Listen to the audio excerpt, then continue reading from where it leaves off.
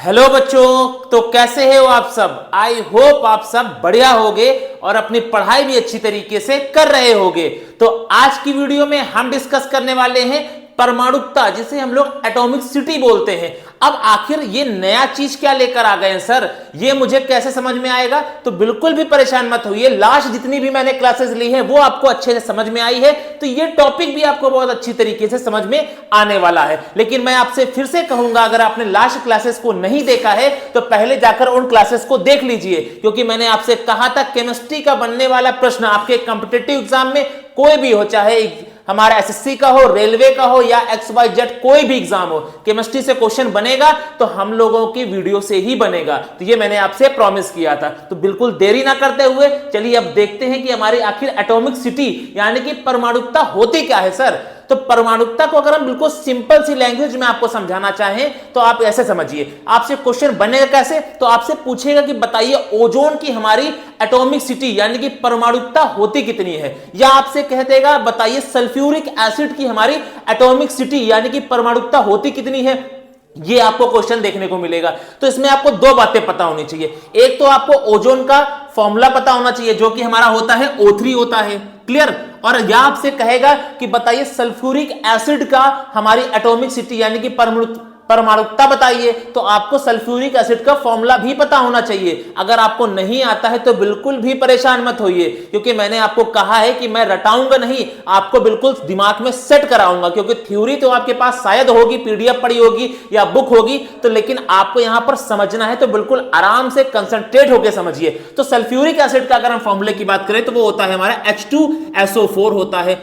अब अगर हम टॉपिक की बात करें जो हम पढ़ने वाले हैं, परमाणुकता यानी कि एटॉमिक सिटी, ये आखिर होती क्या है, तो कुछ भी नहीं होती, बिल्कुल आसान तरीके से। लास्ट क्लास में हमने पढ़ा था एलिमेंट के बारे में, और यानी कि तत्व के बारे में पढ़ा था, और कंपाउंड यानी कि यौगिक के बारे में पढ़ा था। तो हमने एक चीज बताई थी आपको, जो एलिमेंट होता है वो एक ही तरीके के एटम से मिलकर बना होता है, और जो हमारा यौगिक यानी कि कंपाउंड होता है वो दो या दो से अधिक चीजों से उसके कॉम्बिनेशन से मिलकर बना होता है, उसे हम लोग क्या कहते हैं, कंपाउंड कहते हैं। तो यही चीज आपको यहां पर समझनी है। जैसे मैंने अभी बताया कि अगर आपसे पूछा जाए ओजोन में हमारी इसकी एटॉमिक सिटी होती कितनी है, तो आप देख पा रहे होंगे ओजोन का जो हमारा फॉर्मूला होता है वो O3 होता है। तो इसमें हमारे है तो एक ही तरीके के एटम, ऑक्सीजन के ही, लेकिन ऑक्सीजन की हमारी कितनी संख्या है यहां पर, यानी कि ऑक्सीजन की यहां पर 3 संख्या है। तो यही हमारा हो जाएगी इसकी क्या, एटॉमिक सिटी हो जाएगी, या हम कहें इसकी परमाणुकता हो जाएगी। क्लियर,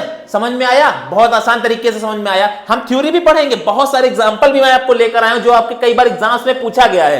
अब अगर हम H2SO4 या आपसे पूछा जाता सल्फ्यूरिक एसिड में हमारी परमाणुकता कितनी होती है या एटॉमिक सिटी कितनी होती है, तो वो कैसे बताएंगे। अब ये तो थोड़ा सा बड़ा हो गया। इसमें आप देखिए फॉर्मूला तो हमारा होता है H2SO4, लेकिन इसमें हमारे हाइड्रोजन है कितने, 2 हाइड्रोजन है। सल्फर कितना है, 1 है। ऑक्सीजन कितना है, 4 है। सबको ऐड कर दी, कितना, 4 2 6 एक साथ, यानी कि इसकी एटॉमिक सिटी कितनी हो जाएगी, 7 हो जाएगी। परमाणुकता होगी कितनी, 7 होगी। आसानी तरीके से समझ में आया, बहुत आसान तरीके से समझ में आना वाला। अब एक बार हम डेफिनेशन देख लेते हैं, फिर हम कुछ क्वेश्चन करेंगे और आपको ये टॉपिक एकदम क्लियर हो जाएगा। देखिए, अगर हम इसकी डेफिनेशन की बात करें, किसी तत्व यानी एलिमेंट या यौगिक यानी कि कंपाउंड के एक अणु के निर्माण में प्रयुक्त होने वाले परमाणुओं की संख्या उस तत्व का अथवा यौगिक की परमाणुकता कहलाती है। क्लियर, यानी कि जो भी हमारा या तो एलिमेंट हो, जैसे कि हमारा एलिमेंट हो, O जैसा एलिमेंट था, ऑक्सीजन एलिमेंट है। कंपाउंड जैसे हमारा H2SO4 या हम बात करें H2O के एक अणु के निर्माण में प्रयुक्त होने वाले परमाणुओं की संख्या उस तत्व या कंपाउंड की परमाणुकता कहलाती है। क्लियर, अगर आपको डेफिनेशन नहीं रटनी कोई बात नहीं, आपको निकालना आना चाहिए, बस यही आपसे क्वेश्चन पूछना है, क्योंकि आपको थ्योरी नहीं लिखनी है, क्योंकि आपके अब बोर्ड एग्जाम्स नहीं है। अब आपको एमसीक्यू को टैकल करना है और आपको तुरंत टिक करके आगे बढ़ना है। अगर हम एग्जांपल की कुछ बात करें तो कभी कभी पूछ लेता है एग्जांपल देके, जैसे मान लो आपको H2 दे दिया है तो बोलेगा बताइए ये मोनो एटॉमिक है, डाई एटॉमिक है, ट्राई एटॉमिक है या पॉली एटॉमिक है। तब वहां पर आपको ये समझना पड़ेगा, इसलिए अब उसको समझ लेते हैं। अगर आपसे कहा जाए He सिर्फ केवल He लिखा हो, Ne लिखा हो, Ar लिखा हो, यानी कि हीलियम है, He का मतलब हीलियम है, Ne का मतलब नियोन है, Ar का मतलब आर्गन है। यानी कि यहां पर हीलियम की संख्या है कितनी सर? तो हीलियम की संख्या केवल एक है। जब एक है तो हम इसे क्या बोलेंगे? मोनो एटॉमिक कहेंगे। यहां पर नियोन की संख्या है कितनी सर? एक है। नियोन की संख्या एक है तो हम क्या बोलेंगे? मोनो एटॉमिक बोलेंगे। यहां पर आर्गन की संख्या है कितनी? तो सर एक है। एक है तो हमारा क्या कहलाएगा? मोनो एटॉमिक कहलाएगा। आसान तरीके से समझ में आ रहा है? बिल्कुल आएगा। अब अगर हम बात करें H2 है, O2 है, N2 है, यानी कि H में यहां पर हाइड्रोजन की संख्या है कितनी? तो सब आप कहेंगे सर 2 है। 2 है तो हमारा क्या कहलाएगा? डाई एटॉमिक कहलाएगा। अगर यहां पर हम बात करें ऑक्सीजन, O2 में हमारे ऑक्सीजन की संख्या कितनी है? तो सर 2 है। 2 है तो हमारा क्या कहलाएगा? डाई एटॉमिक कहलाएगा। N2 यहां पे नाइट्रोजन की संख्या कितनी है? 2 है। तो 2 है तो हमारा क्या कहलाएगा? डाई एटॉमिक कहलाएगा। उसी तरीके से अगर हम बात करें O3, ओजोन, जिसे हम लोग ओजोन बोलते हैं, ओजोन का जो फॉर्मूला होता है O3 होता है, उसमें ऑक्सीजन की हमारी संख्या कितनी है? तो कहेंगे आप सर 3 है। 3 है तो क्या कहलाएगा? हमारा ट्राई एटॉमिक कहलाएगा। उसी तरह H2O यानी कि हमारा वाटर, वाटर की अगर बात करें H2O में हमारे हाइड्रोजन की संख्या कितनी है? तो कहेंगे आप सर 2 है। ऑक्सीजन की संख्या कितनी है? तो 1 है। दोनों को ऐड कर दीजिए, कितना हो गया? 3 हो गया तो हमारा क्या कहलाएगा? ट्राई एटॉमिक कहलाएगा। अब तो आपके लिए बिल्कुल हलवा हो गया है। आप कुछ भी एग्जांपल आपको दे दे तो आप खट से निकाल लेंगे। अब अगर हम बात करें NH3 में आपसे पूछ ले, अमोनिया में आपसे पूछ ले, तो यहां पर नाइट्रोजन की संख्या है कितनी? तो कहेंगे सर 1 नाइट्रोजन है, 3 हमारे हाइड्रोजन है, मिलकर हो गया हमारा 4 है तो हमारा क्या कहलाएगा? टेट्रा एटॉमिक कहलाएगा। ये भी आपको याद रखना है। अगर H8 है यानी कि यहां पर सल्फर की संख्या कितनी है? 8 है। 8 है तो हमारा क्या कहलाएगा? पॉली एटॉमिक कहलाएगा। यानी कि अगर एक एटॉमिक सिटी आ रही है तो मोनो एटॉमिक कहलाएगा, 2 आ रही है तो डाई कहलाएगा, 3 आ रही है तो ट्राई कहलाएगा, 4 आ रही है तो हमारा टेट्रा कहलाएगा, और उससे अधिक आ रही यानी 8 के आसपास आ रही तो पॉली एटॉमिक कहलाएगा। ये भी क्लियर हो गया आसानी से। अब आप लोग के लिए बिल्कुल इजी हो गया है। तो अब कुछ हम लोग ये कर लेते हैं, जो आपके कुछ एग्जाम्स में पूछे गए एग्जांपल्स हैं उनको भी हम लोग कुछ प्रैक्टिस कर लेते हैं। Fe यहां पर कहेंगे सर Fe मतलब आयरन, आयरन की संख्या कितनी है? तो कहेंगे सर 1 है। अब 1 है तो हमारा क्या कहलाएगा? मोनोएटॉमिक कहलाएगा। खट्टे से आप निकाल लेंगे। आपको एटॉमिक सिटी निकालने को देगा या आपसे पूछ लेगा अगर 1 आ रही है एटॉमिक सिटी तो क्या कहलाएगा? तो मोनोएटॉमिक कहलाएगा। 2 आएगी तो डायटोमिक, 3 आ रही तो ट्राइएटॉमिक, 4 आ रही तो टेट्राटॉमिक, उससे ज्यादा आ रही तो हमारा क्या है? पॉलीएटॉमिक। यहां पर हाइड्रोजन H2 की संख्या कितनी है? 2, यानी कि इसकी परमाणुकता या हम कहें एटॉमिक सिटी कितनी होगी? तो कहेंगे आप सर 2 होगी। यहां पर H2SO4 सल्फ्यूरिक एसिड है, हाइड्रोजन की संख्या यहां पर कितनी है? 2 है। सल्फर की संख्या कितनी है? 1 है। यहां पर कितना है? तो 4, सबको ऐड कर दिए, 4 1 5 6 1 7, यानी कि एटॉमिक सिटी कितनी हो जाएगी H2SO4 सल्फ्यूरिक एसिड की? तो कहेंगे सर 7 हो जाएगी। उसी तरह CaSO4 में कैल्शियम कितना है? तो 1 है। सल्फर कितना है? 1 है।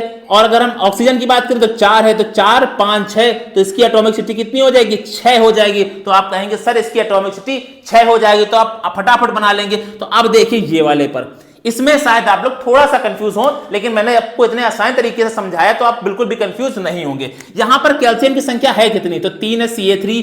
अब इस ब्रैकेट की बात यानी ऐसे कुछ लिखा हुआ है PO4 का होल ट्वाइस, PO4 का होल ट्वाइस। अब पहले ब्रैकेट के अंदर देख लीजिए, यहां पर फास्फोरस कितना है? 1 है। और हमारा ऑक्सीजन कितना है? तो 4 है। 4 1 5 हो गया। इसके बाहर ब्रैकेट बनाए तो हम कह सकते हैं 2 आगे आ जाता है यहां पर, तो 5 2 जो क्या हो जाएगा? 10 हो जाएगा। और पहले से ही हमारे पास कैल्शियम 3 था, यानी कि हम कह सकते हैं यहां पर इसकी एटॉमिक सिटी कितनी हो जाएगी? 13 हो जाएगी। कोई दिक्कत नहीं होगी। H3PO4 यानी कि यहां पर हाइड्रोजन की संख्या कितनी है? 3 है। फास्फोरस की संख्या कितनी है? 1 है। ऑक्सीजन की संख्या 4 है। 4 3 7 1 8, यानी कि इसकी एटॉमिक सिटी यानी कि हम कहें परमाणुकता कितनी हो जाएगी? तो 8 हो जाएगी। अगर NH4Cl की बात करें, अमोनियम क्लोराइड की बात करें, तो यहां पर नाइट्रोजन कितना है? 1 है। हाइड्रोजन कितना है? 4 है। क्लोरीन कितनी है? तो 1 4 5 6, इसकी एटॉमिक सिटी कितनी हो जाएगी? तो आप कहेंगे सर 6 हो जाएगी। अगर हम बात करें CaOH का होल ट्वाइस, कैल्शियम यहां पर कितना है? तो 1 है। OH में देखिए O कितना है? 1 है। हाइड्रोजन कितना है? 1 है। ये 2 हो गया। 2 के बाहर ब्रैकेट है, 2 2 4 1 1 5, यानी कि इसकी एटॉमिक सिटी कितनी हो जाएगी? 5 हो जाएगी।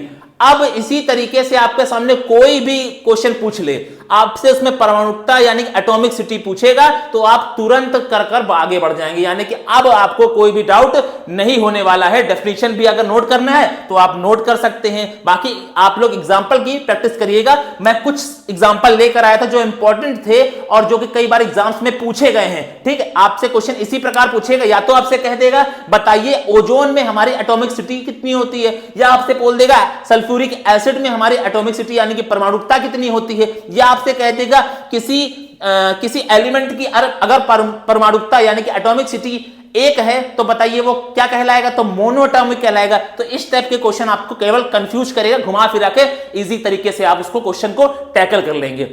आई होप आपको बहुत अच्छी तरीके से समझ में आ रहा है। अगर आपने लास्ट जो इतनी भी क्लासेस मैंने ली है नहीं देखी है तो आप लोग देख लीजिए, नोट्स को बना लीजिए, समझ कर लीजिए, क्योंकि मैंने आपसे कहा है कि केमिस्ट्री आपकी यहां से बिल्कुल भी कहीं बाहर नहीं जाने वाली है। अगर आपको अच्छा लगा है टॉपिक तो वीडियो को सब्सक्राइब कर लीजिए, इस चैनल को सब्सक्राइब कर लीजिए, क्योंकि इसी चैनल पर मैं आपको पूरी केमिस्ट्री कंप्लीट करने वाला हूं। अगर आप नए आए हैं तो चैनल को सब्सक्राइब कर लीजिए, वीडियो को लाइक कर लीजिए और अपने दोस्तों के साथ शेयर कर लीजिए। अगर आप टेलीग्राम पर नहीं जुड़े हैं तो डिस्क्रिप्शन में एक टेलीग्राम का लिंक दे रखा है, टेलीग्राम चैनल को भी ज्वाइन कर लीजिए। तो आज की वीडियो में बस इतना ही रखते हैं, मिलते हैं नेक्स्ट वीडियो में, तब तक के लिए जय हिंद।